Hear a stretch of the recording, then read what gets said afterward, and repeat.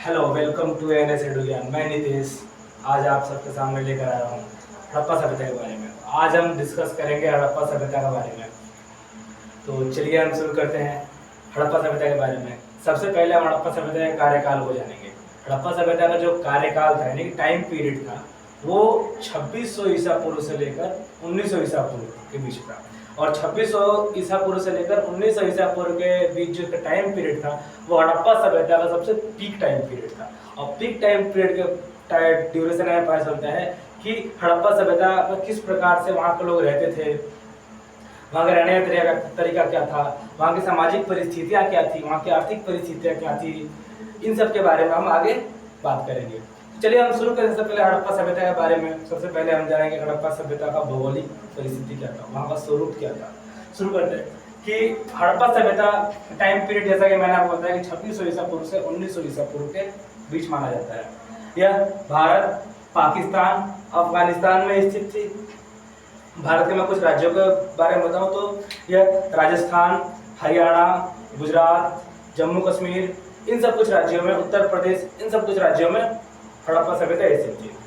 इसके अलावा पाकिस्तान के बाद अफगानिस्तान में हड़प्पा सभ्यता स्थित थी। सबसे पहले हड़प्पा सभ्यता के बारे में 1921 में दयाराम साहनी ने हड़प्पा सभ्यता के बारे में जानकारी दी। वहाँ पर उन्होंने रिसर्च करके सबसे पहले लोगों को हड़प्पा सभ्यता के बारे में जानकारी दी। पहले भारतीय थे जिन्होंने हड़प्पा सभ्यता के बारे में रिसर्च किया था। इसके बाद हम बात करते हैं कि यह एक नगरीय व्यवस्था थी। नगरीय व्यवस्था की हम बात करते हैं कि फर्स्ट टाउन का भारत का सबसे फर्स्ट टाउन हड़प्पा सभ्यता ही था। इसमें पुरातात्विक अवशेष में हमें इसके बारे में पता चलता है कि हड़प्पा सभ्यता एक नगरीय व्यवस्था थी। वहाँ की परिवहन व्यवस्था से हमें पता लगता है, वहाँ की व्यापार व्यवस्था, वहाँ का तकनीक जो था, उत्पादन की जो प्रणाली थी, नियोजित नगर व्यवस्था, इन सब से हमें पता लगता है कि हड़प्पा सभ्यता एक नियोजित शहरी केंद्र था। वहाँ पर एक बहुत ही बढ़िया वहाँ पर टाउन था। वहाँ के नियोजित शहरी की हम बात करते हैं तो वहाँ पर की जो नालियों को हम देखते हैं दीवारों से सटी होती थी, वहाँ के हम स्नानागार वगैरह देखते हैं मोहनजोदड़ो में। इन सब से पता लगता है कि वो एक नियोजित शहर व्यवस्था था। वहाँ की सड़कें, वहाँ की नालियाँ, इन सब के बारे में हमें आगे फिर डिटेल में डिस्कस करेंगे इसके बारे में। इन सब के हमें साक्ष्य मिलते हैं परिवहन के, व्यापार के, तकनीक, उत्पादन, नियोजित नगर व्यवस्था के। आ जाते हैं सभ्यता के स्वरूप में कि जैसा कि हमने देखा कि विकसित एवं नगरीय व्यवस्था थी। किससे बदलते हैं? व्यवसाय, वहाँ के व्यापार हो गया, कृषि हो गया, इन सब के माध्यम से लोग वहाँ पे अपना आजीविका चलाते थे। परिवहन के साधन भी वहाँ पर उपलब्ध थे। पशुपालन सबसे प्रमुख वहाँ का आजीविका का साधन था। तकनीक और उत्पाद प्रणाली, इन सब से पता लगता है कि हड़प्पा सभ्यता कितनी उन्नत अवस्था में थी। वहाँ की जो टाउन था, वो शहरीकरण था वहाँ का, कितनी उन्नत अवस्था में थी। तो इन सब सोर्स से, इन सब साक्ष्यों से पता लगता है कि हड़प्पा सभ्यता एक बहुत ही बढ़िया एक नियोजित शहरी व्यवस्था थी। इसके बाद हम बात करते हैं हड़प्पा का भौगोलिक विस्तार कि हड़प्पा का भौगोलिक विस्तार कैसा है। भौगोलिक विस्तार यानी कि ये पूर्व में कहाँ तक फैला था, पश्चिम में कहाँ तक फैला था, उत्तर और दक्षिण में कहाँ तक फैला था। तो हम एक छोटा डायग्राम के थ्रू समझेंगे। ये हो गया हमारा ईस्ट रीजन पूर्व, ये हो गया हमारा वेस्ट, ये हो गया हमारा नॉर्थ और ये हो गया साउथ। ईस्ट यानी कि जैसे कि मैप में सबको पता है कि east west north south. East में आलमगीरपुर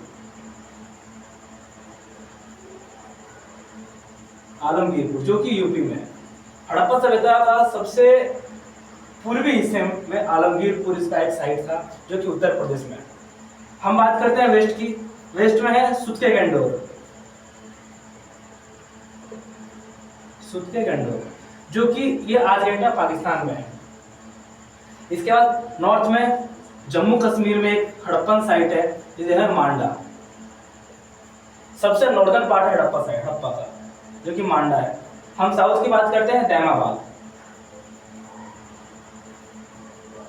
दैमाबाद हड़प्पा स्थल में सबसे साउथ का साउदर्न पार्ट है जो कि महाराष्ट्र में है।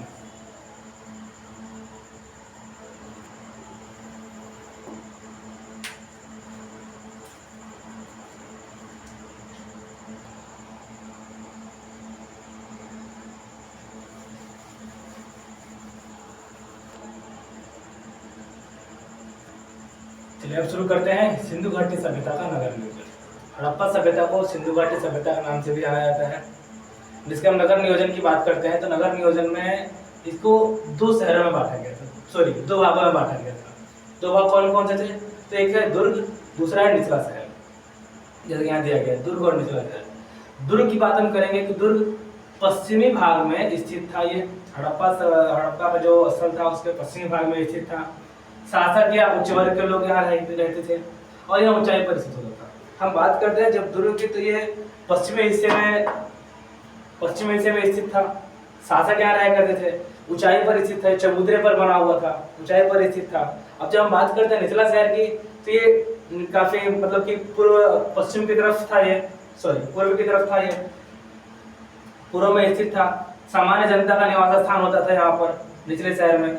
इस प्रकार की विभाजन व्यवस्था की हम बात करेंगे तो हड़प्पा के लगभग सभी नगरों में पाई गई है। सिर्फ जब हम कालीबंगन की बात करते हैं, कालीबंगन एक ऐसा स्थल था जहाँ पर पक्की ईंटों का प्रयोग नहीं किया गया। बाकी हड़प्पा के सभी स्थलों पर पक्की हुई ईंटों का प्रयोग किया गया नगर नियोजन के लिए, वहाँ के घर बनाने के लिए, वहाँ पे जो लोगों को रहने के लिए पक्की ईंटों का प्रयोग किया गया। सिर्फ कालीबंगन में पक्की ईंटों का उपयोग नहीं किया गया, वहाँ पर कच्ची ईंटों का उपयोग किया गया।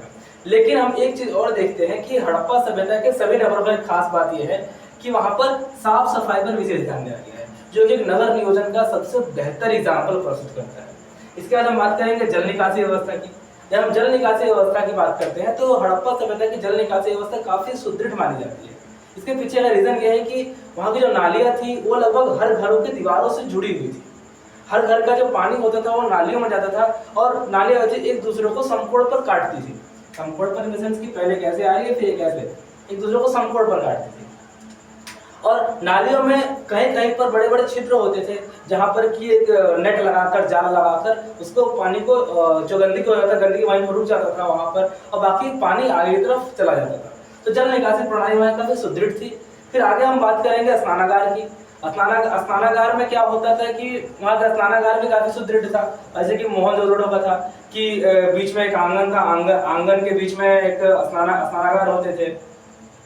चलिए फिर आगे हम डिस्कस करेंगे स्नानागार के बारे में। तब तक आप इसका एक बार स्क्रीनशॉट ले लीजिए।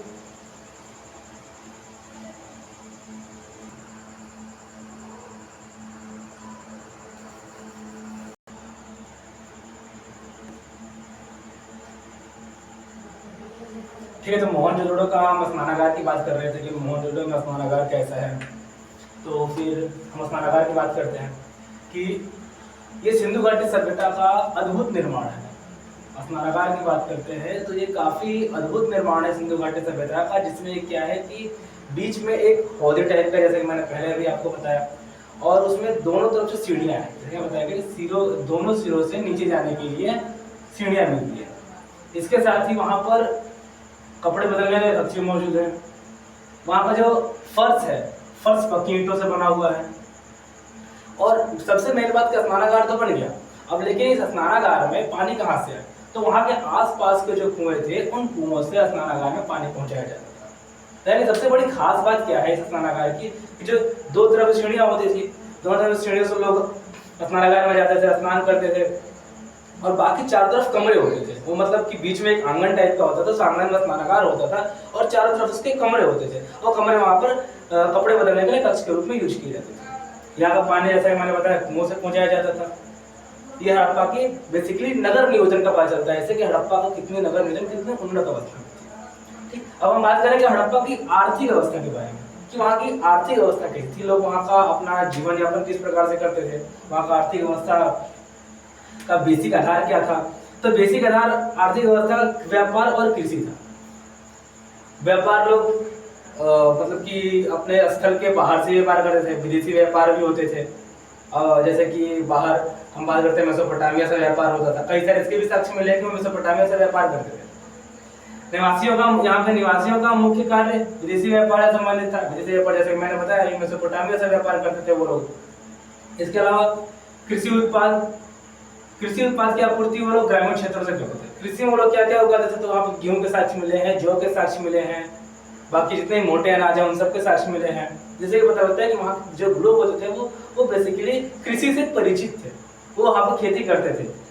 और धौलावीरा का जलाशय, जहाँ से कि खेतों में सिंचाई की जाती थी, कालीबंगन से प्राप्त खेतों के साक्ष्य, वहाँ पर खेत के जुते हुए साक्ष्य मिले हैं कालीबंगन से।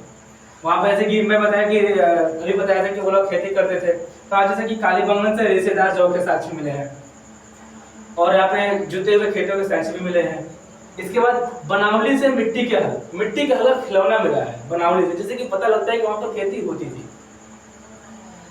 इसके आधार पर कहा जा सकता है कि उस समय कृषि उन्नत अवस्था में थी। ये बेसिकली यहाँ की कृषि व्यवस्था के बारे में था कि कृषि व्यवस्था के बारे में हमें डिटेल आइडिया कहाँ से लगता है। तो वहाँ की हमें कालीबंगन से हमें जुते हुए खेतों के साक्ष्य मिले हैं, रेशेदार जौ के साक्ष्य मिले हैं। इसके बाद हम बात करते हैं बनावली की। बनावली में मिट्टी के हल के साक्ष्य मिले हैं, जिसके आधार पर हम कह सकते हैं कि वहाँ की कृषि होती थी, और ये वो टाइम पीरियड था कि वो कृषि एकदम उन्नत अवस्था में थी वहाँ पर। तो इसका एक बार आप स्क्रीनशॉट ले लीजिए, फिर हम आगे इसकी आर्थिक व्यवस्था के बारे में और आगे डिस्कस करते हैं।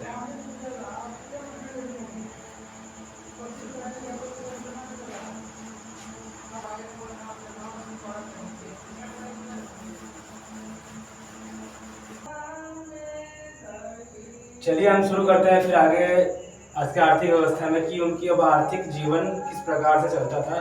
व्यापार के अलावा, व्यापार और कृषि के अलावा वो लोग पशुपालन भी किया करते थे। पशुपालन का विकास हुआ।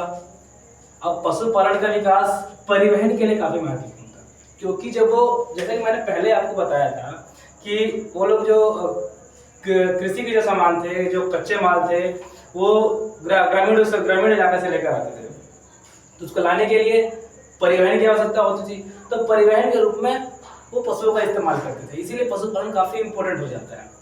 इसके अलावा जब हम पशुपालन की बात करते हैं तो वो केवल परिवहन के उद्देश्य से नहीं, बल्कि वो पालतू जानवरों को भी मतलब कि उसको भी पशुपालन में उपयोग करते थे, जैसे कि भेड़, बकरी, हाथी, भैंस और गाय आदि पशुओं के हड़प्पा सभ्यता में पाए जाने का अनुमान लगाया जाता है। पुरातत्ववेत्ताओं का यह मानना है कि ये सब जानवर हड़प्पा सभ्यता के लोग इन सब जानवरों को पालते थे। इसके अलावा परिवहन और व्यापार के उद्देश्य से नगरों की स्थापना नदियों के किनारे की जाती थी। नदियों के किनारे करने का उद्देश्य क्या होता था, जिससे कि व्यापार और व्यापारिक गतिविधि में ज्यादा वृद्धि हो, व्यापार में वृद्धि हो, व्यापारिक गतिविधि, जिससे कि क्या होगा, उत्पादकता बढ़ेगी। व्यापार में वृद्धि होने से व्यापार की उत्पादकता बढ़ेगी। इस कारण से हड़प्पा के जितने भी स्थल से मोस्टली जहाँ से व्यापार गतिविधियां संचालित होती थी वो नदियों के किनारे ही पाए गए हैं। व्यापारिक संबंध, जैसे कि मैंने पहले बताया था कि आपको कि हड़प्पा सभ्यता के लोग विदेशी व्यापार करते थे, मतलब कि वो बाहर के जो भी सभ्यताएं थी या जो भी शहर हुआ करते थे वहां से वो व्यापार करते थे। तो व्यापार कहाँ से करते थे, मध्य एशिया से व्यापार करते थे वो लोग, फारस की खाड़ी से व्यापार करते थे, मेसोपोटामिया से व्यापार करते थे और मिस्र के साथ व्यापार करते थे। इसके साक्ष्य मिले हैं। इसके बाद हम बात करेंगे कि धातुओं का वो लोग कहाँ से व्यापार करते थे। हड़प्पा सभ्यता के लोग धातुओं का व्यापार, हम बात करेंगे सोना की। सोना लोग अफगानिस्तान और ईरान से इसका व्यापार करते थे। अफगानिस्तान का हड़प्पा स्थल के अलावा और भी जो वहाँ पे शहर थे और भी जो वहाँ पर स्थल थे वहाँ से व्यापार करते थे। चांदी मेसोपोटामिया से व्यापार करते थे और तांबे का व्यापार खेतड़ी और बलूचिस्तान से करते थे। तो ये हड़प्पा सभ्यता का आर्थिक व्यवस्था था। हमने आज पढ़ा हड़प्पा सभ्यता की आर्थिक व्यवस्था, हड़प्पा सभ्यता का स्वरूप, इसके बारे में हमने डिस्कशन किया। ठीक, तो अभी आप इसका स्क्रीनशॉट ले लीजिए, फिर आगे आपको मैं इसमें सामाजिक व्यवस्था, सांस्कृतिक व्यवस्था, इन सब के बारे में आगे फिर डिस्कस करेंगे।